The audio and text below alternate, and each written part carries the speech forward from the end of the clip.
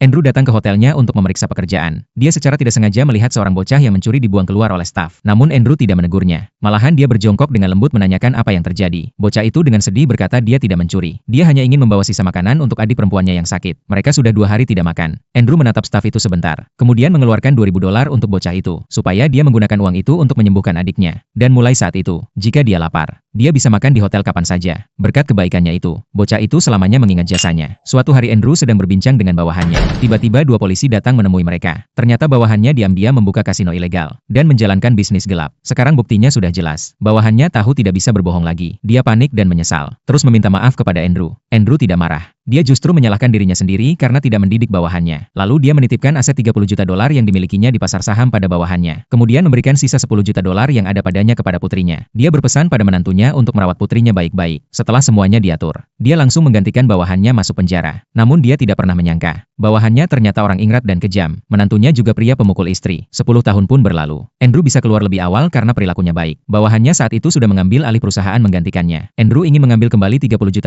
yang dititipkan bawahannya. Namun bawahannya dengan pura-pura sedih mengatakan semua uang itu sudah habis. Bawahannya dulu menginvestasikan semuanya di pasar saham untuk mendapat lebih banyak uang. Hasilnya $30 juta habis semua. Andrew tak punya pilihan selain menyuruh bawahannya mencarikan pekerjaan untuknya. Namun dia tidak menyangka, bawahannya yang dulu pernah dibantunya malah memberinya pekerjaan sebagai pemoles sepatu. Andrew sangat marah. Tapi dia hanya bisa menerima pekerjaan itu sementara waktu. Orang lain melihat Andrew yang dulu sukses menjadi seperti sekarang. Mereka menertawakannya. Sementara bocah yang dulu dibantu Andrew kini berkat usahanya sendiri telah menjadi CEO perusahaan publik. Saat mengetahui Andrew keluar lebih awal, dia langsung meninggalkan kontrak bisnisnya dan pergi menjemput Andrew. Saat itu Andrew masih dihina oleh bawahannya. Bawahannya tidak hanya merebut aset Andrew, tapi juga ingin membuat Andrew terus menanggung kesalahan bisnis ilegal mereka. Andrew datang kali ini hanya ingin mengambil kembali $30 juta miliknya. Uang itu sebenarnya untuk putrinya. Namun bawahannya memaksa Andrew untuk berlutut memohon untuk mengambil kembali uangnya. Andrew terpaksa menurunkan harga diri, berlutut di tanah. Beberapa preman langsung menekan kepalanya ke tanah. Melihat Andrew yang memalukan itu, bawahannya dengan puas melemparkan cek ke tanah. Namun saat Andrew mengambilnya, dia sadar telah dipermainkan lagi. Dia meminta bawahannya mengembalikan uang itu, namun langsung ditendang menjauh. Baru dia sadar uangnya sudah habis dibelanjakan oleh orang kejam itu. Dan 10 tahun penjara itu juga jebakan yang disengaja. Karena dia tahu Andrew yang baik hati akan menggantikan bawahannya di penjara. Mereka menggunakan cara itu untuk merebut semua aset Andrew. Andrew sangat marah mengetahui kebenaran itu. Tapi sekarang dia tidak bisa mengubah apapun. Kemudian kedua orang kejam itu untuk menutupi semua kebenaran, menyuruh orang membunuh Andrew. Saat itu Andrew dipenuhi kemarahan dan penyesalan. Dan tepat ketika dia akan dibawa pergi, bocah yang dulu pernah dibantunya muncul di lokasi.